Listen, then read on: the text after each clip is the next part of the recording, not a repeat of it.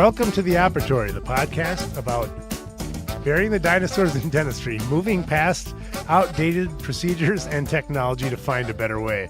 With me, as always, is the guy that makes me laugh during my intro, David Pryor. Hey, good morning, Brian. How's it going? Good. So earlier this week, somebody had recommended that we had a video version of this podcast. You would not be able to do the stuff that you do to make me break during the intro. Well, and I was asked by Marty, do you guys do this, just have that pre-recorded? I'm like, oh no, I'm trying to mess with Brian every single time. All I could think of was like the Jimmy Fallon, the opening to when he does the thank you notes, and they try to make the keyboardist crack. Yeah.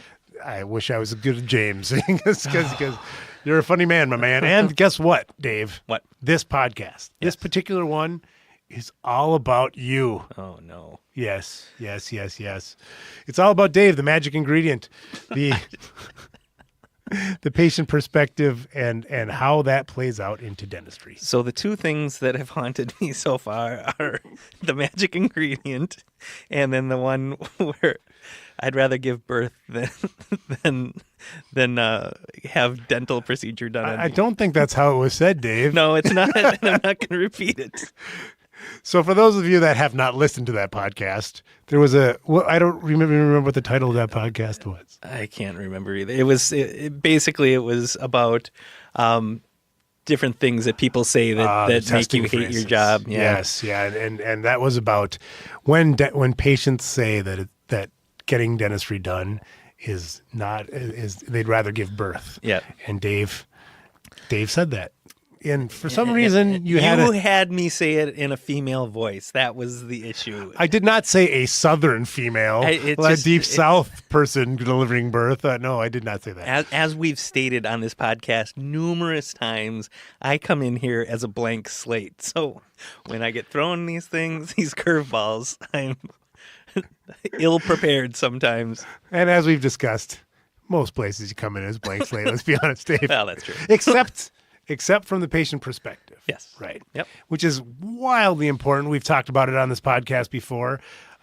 We've kind of done a similar episode, actually. I just want to hammer home the importance of the patient's perspective in the changing marketplace. Because we've had some conversations with people about our virtual reality product. Mm-hmm. Okay. And what blows my mind is when we talk to dentists about virtual reality versus when we talk to patients about virtual reality. And dentists are like thinking about things that, in my opinion, don't matter. Stuff like the bulk of the headset. And then we say, well, it's like working on a patient with a baseball hat. And they're like, oh, I don't like working on people wearing a baseball hat. I'm like, well, you realize that this is not for you. I mean, it is, because you'll actually get your better work done quicker. You'll make more money. Your marketing spend will go down. All the positives for VR. But you got to stop back and think it's all about the patient experience. Yeah. Right? I mean, we talk about it a lot on this podcast, but I feel like that the average dental practice does not realize how important the experience of having care delivered to them is. That's why we have Dave here talking to everybody about it. So could you kind of reiterate your perspective of when you talk to dentists and dental teams, kind of how there's that disconnect between the way you view dentistry and the way we view dentistry? Yeah, it's interesting because when I do have those conversations with people, I know going in when I'm doing a demo on Opera VR and I'm talking to somebody about the patient's perspective, it's very clear to me which offices have that as a primary focus before they start the demo, and it's very clear to me at the end of the demo how people's eyes are opened, and a lot of it has to do with us doing this podcast. Is I have that realization that a lot of practices have a disconnect from their patients. They don't look at things through the patient perspective. They look at it from the I want to get my work done perspective. So it's what I'm trying to do when I'm talking to people about Opera VR is saying, listen, this is going to save you time, make it easier for you to work on the patients, increase your case acceptance. Like, there are a ton of good things that are going to happen from this for you, but for the patient, you've got these patients that are coming into your dental practice where they're literally tearing up before they even sit in the dental chair because they are that anxious. And you know, and I know, and like, I do not have dental anxiety. We've talked about that a lot on the podcast, but that's because you're my dentist. And so I don't get anxious about it at all. But for those people that do, having that perspective of, for the 80% of people that do. Right. For that person that's coming in and is anxious and scared, I get that it is an irrational fear. I absolutely understand that, because the number one fear is not the pain. It is the needle. So if the number one pain is the thing that removes the pain, right, by the way. Right. Yes. Yeah. So when you're looking at the needle as being the number one fear, then we know that's irrational fear, and then it's pain, and then it's anxiety. And, you know, there's a whole list. We've talked about the hateful eight of dentistry, and I talk about that every time I do a demo. But when you think about how patients get into the office and they're scared, this will automatically take away that fear within 30 seconds of having this on their head, because now they no longer perceive the experience the same way they've perceived it their whole life. It is a whole new experience. And like, I'll be talking to an office that has, you know, big TVs on their wall or their ceiling, and I'll be like, well, that's great, except when you're hovering over them, they can't look around you or through you to that TV. This completely immerses them into a whole different experience. And so the other one, it's been proven to be more effective. Right. Like, you know, wildly more effective than a TV. Right.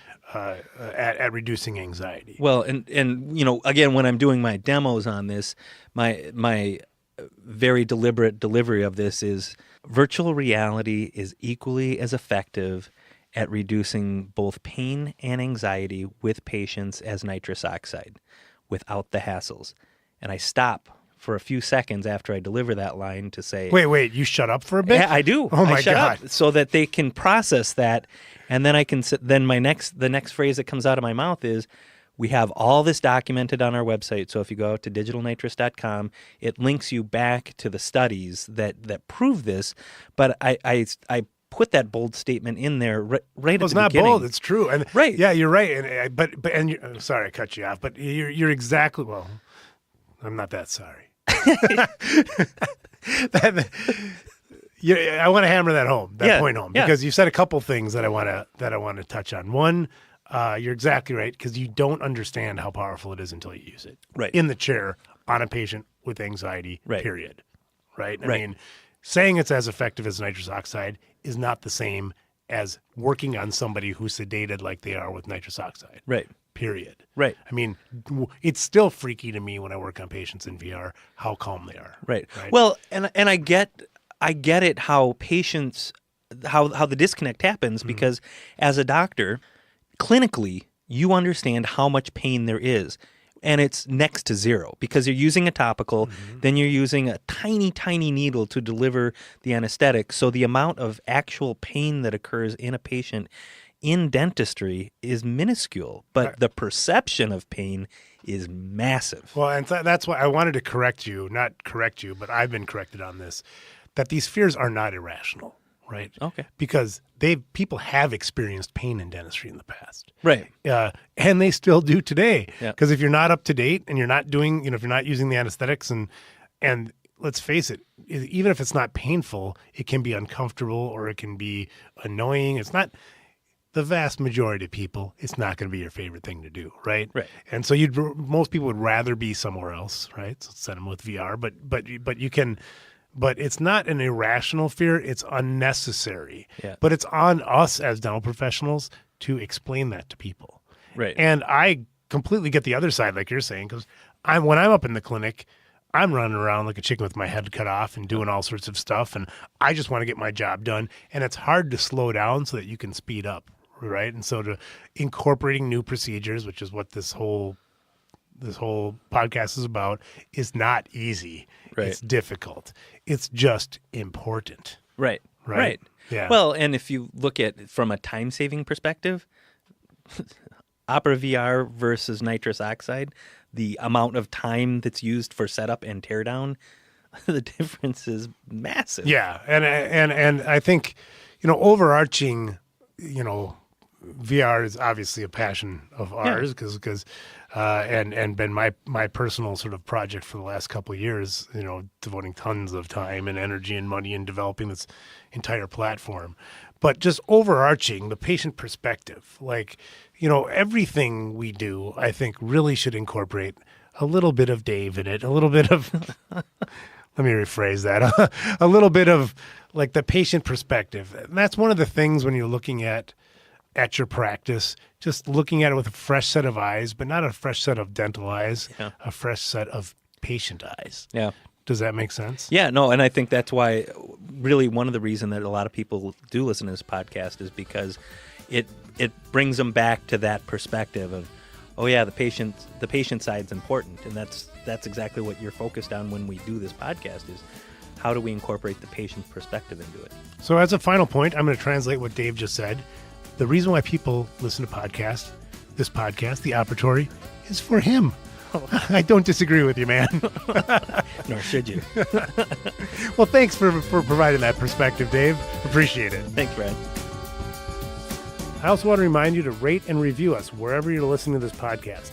And if you have suggestions or comments, please visit theoperatory.com and drop us a line.